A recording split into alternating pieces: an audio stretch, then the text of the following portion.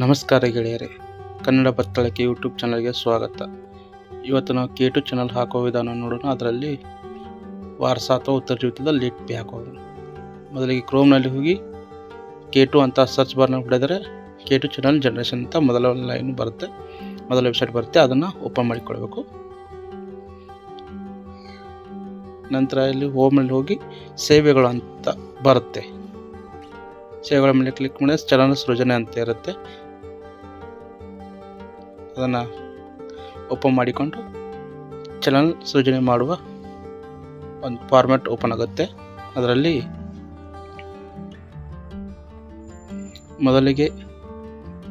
ಮೊದಲ ಹೆಸರು, first time ಅರ್ಜಿದಾರರು ಮೊದಲ ಹೆಸರು ಹಾಕಬೇಕು. ನಂತರ ಅರ್ಜಿದಾರರ ಮಧ್ಯದ ಹೆಸರು ಎರಡನೇ ಕಾಲಮ್ನಲ್ಲಿ, ಹಾಗೂ ಮೂರನೇ ಕಾಲಮ್ನಲ್ಲಿ ಅರ್ಜಿದಾರರ ಕೊನೆಯ ಹೆಸರು. ಹಾಗೆ ಕೆಳಗಡೆ ವಿಳಾಸ ಅಂತ ಇರುತ್ತೆ. ವಿಳಾಸದಲ್ಲಿ ಅವರು ಯಾವ ಊರಿನವರು ಇರ್ತಾರೋ ಆ ವಿಳಾಸ ಹಾಕಬೇಕಾಗುತ್ತೆ. ಈ ಕಡೆ ಇಮೇಲ್ ಮತ್ತು ಮೊಬೈಲ್ ಸಂಖ್ಯೆ ಅಂತ ಇರುತ್ತೆ. ಅವು ಆಯ್ಕೆಗಳಿರ್ತವೆ, ನಿಮಗೆ ಬೇಕಾದ್ರೆ ಹಾಕೋಬಹುದು ಅಥವಾ ಬಿಡಬಹುದು.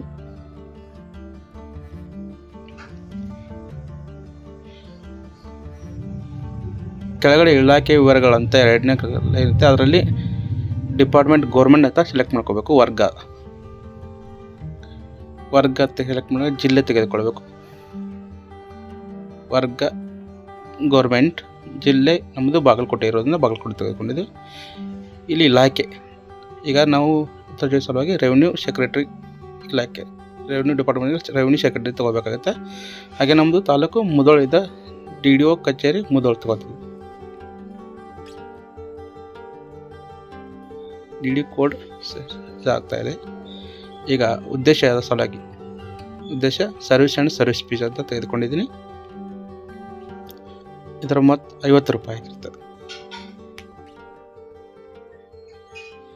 ಸೆಲೆಕ್ಟ್ ಮಾಡಿ ಇಲ್ಲಿ ಸಬ್ಮಿಟ್ ಮಾಡಬೇಕು. ಸ್ವಲ್ಪ ಸರ್ವರ್ ಡೌನ್ ಆಗಿದೆ, ಅದಕ್ಕೋಸ್ಕರ ಬೇಗ ಕ್ರಿಯೇಟ್ ಆಗ್ತಾ ಇಲ್ಲ channel. Service channel late fee 50 ರೂಪಾಯಿ ಇರ್ತದೆ. ಎಲ್ಲ ಸರ್ ಮತ್ತೊಂದು ಚೆನ್ನಾಗಿ ನೋಡಿಕೊಂಡು ನೀವು ಸಬ್ಮಿಟ್ ಮಾಡಬೇಕಾಗತ್ತೆ. ಸರಿಯಾಗಿ ಒಂದು ಸಲ ಪರಿಶೀಲನೆ ಮಾಡಿಕೊಂಡು ಸಬ್ಮಿಟ್ ಮಾಡಿ. ಸಬ್ಮಿಟ್ ಮಾಡಿ ನಂತರ ಈ ಕೆಳಗೆ ಓಪನ್ ಆಗುತ್ತೆ ಹೇಳ್ರಿ, ಉದ್ದೇಶ ಲೆಕ್ಕ ಶೀರ್ಷಿಕೆ ಅಂತೆಲ್ಲ ಓಪನ್ ಆಗುತ್ತೆ. ಆ ನಂತರ ಕೆಳಗಡೆ ಪಾವತಿ ವಿಧಾನ, ಕ್ಯಾಶ್ ಇರ್ಬೋದು, internet banking, debit R credit cards, net banking ಅಂತ 4-5 ಆಯ್ಕೆಗಳಿವೆ. ಅದರಲ್ಲಿ ನಾನು cards and debit and credit card ಅಂತ ತೊಗೋತೀನಿ. ಕೆಳಗಡೆ 2 ಬ್ಯಾಂಕು, ICICI ಬ್ಯಾಂಕ್ ಮತ್ತು ನಾನು ICICI ಬ್ಯಾಂಕ್ ಅಂತ ತೊಗೋತಾ ಇದ್ದೀನಿ. ಇಲ್ಲಿ ಸೂಚನೆಗಳು ಓದಿಕೊಂಡು ಕ್ಲಿಕ್ ಮಾಡಿ ಸಲ್ಲಿಸು ಅಂತ ಕ್ಲಿಕ್ ಮಾಡಬೇಕು. ಕ್ಲಿಕ್ ಮಾಡಿದ್ರೆ ಈ ಥರ ಓಪನ್ ಆಗುತ್ತೆ ನಮ್ಮ ಚಾನಲ್ಲು. ಇಲ್ಲಿ ಕ್ಯಾಪ್ಚಾ ಹಾಕಿದ ನಂತರ ಕನ್ಫರ್ಮ್ ಅಂತ ಇದೆಯಲ್ಲ ಆ ಬಟನ್ ಮೇಲೆ ಕ್ಲಿಕ್ ಮಾಡಬೇಕು. ಕನ್ಫರ್ಮ್ ಅಂತ ಇಲ್ಲಿ ಚಾನಲ್ ನಂಬರ್ ಬರುತ್ತೆ. ಆ ಚಾನಲ್ ನಂಬರ್ ಕಾಪಿ ಮಾಡಿ ಇಟ್ಕೊಂಡು ಓಕೆ ಅಂತ ಕೊಟ್ಟರೆ ನಿಮ್ಮ ಪೇಮೆಂಟ್ ಸೈಟಿಗೆ ಹೋಗುತ್ತೆ. ಡೈರೆಕ್ಟಾಗಿ ನೇರವಾಗಿ ನಿಮ್ಮ ಪೇಮೆಂಟ್ ಸೈಟಿಗೆ ಹೋಗುತ್ತೆ.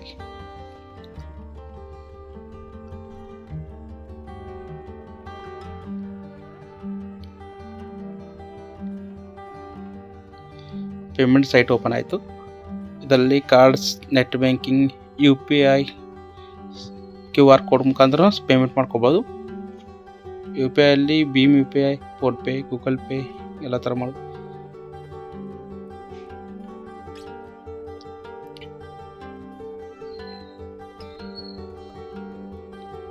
ಕಾರ್ಡ್ಸು, ನೆಟ್ ಬ್ಯಾಂಕಿಂಗು ಯಾವುದೇ ಬ್ಯಾಂಕ್ ಇದು ಯೂಸ್ ಮಾಡ್ಕೋಬೋದು. UPI, Paytm, Google Pay, PhonePe, Amazon Pay. ಈಗ ನಾನು ಸ್ಕ್ಯಾನ್ ಆ್ಯಂಡ್ ಪೇ ಇರೋದಲ್ಲ, ಅಲ್ಲಿ QR ಕೋಡ್ ಮುಖಾಂತರ ಪೇ ಮಾಡ್ತಾ ಇದ್ದೀನಿ.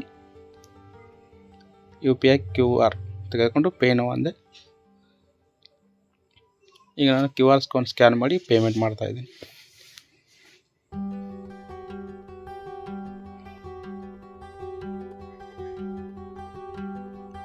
ಮೇಂಟೈನ್ ತುಂಬ ಹೊತ್ತಾಗಲ್ಲ, ಜಲ್ದಿ ಬೇಗ ಆಗುತ್ತೆ.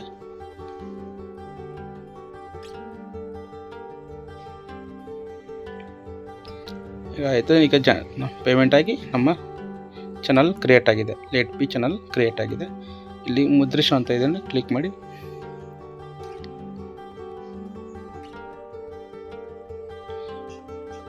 ಈ ಥರ ಓಪನ್ ಆಗಿ ಮುದ್ರೆ ಪ್ರಿಂಟ್ ಆಗುತ್ತೆ. ಪ್ರಿಂಟ್ ಕೊಟ್ಟರೆ ಪ್ರಿಂಟ್ ಆಗುತ್ತೆ.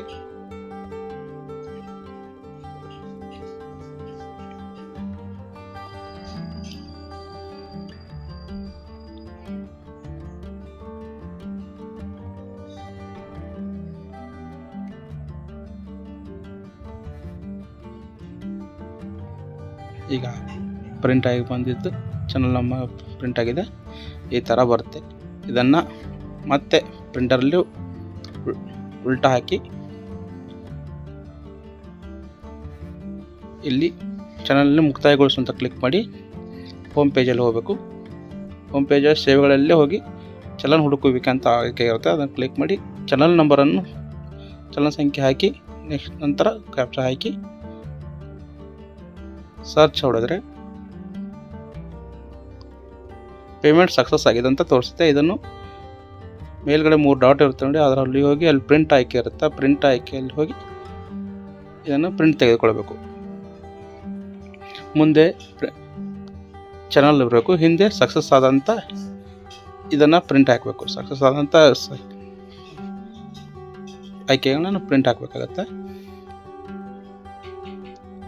ಇಷ್ಟು ಮಾಡಿ ನೀವು ನಿಮ್ಮ ಸಂಬಂಧಿಸಿದ ತಹಸೀಲ್ದಾರ್ಗೆ ಉತ್ತರಜೀವಿತ ಫಾರ್ಮ್ ಜೊತೆ ಇದನ್ನು ಹಚ್ಚಿಕೊಡಬೇಕಾಗುತ್ತದೆ.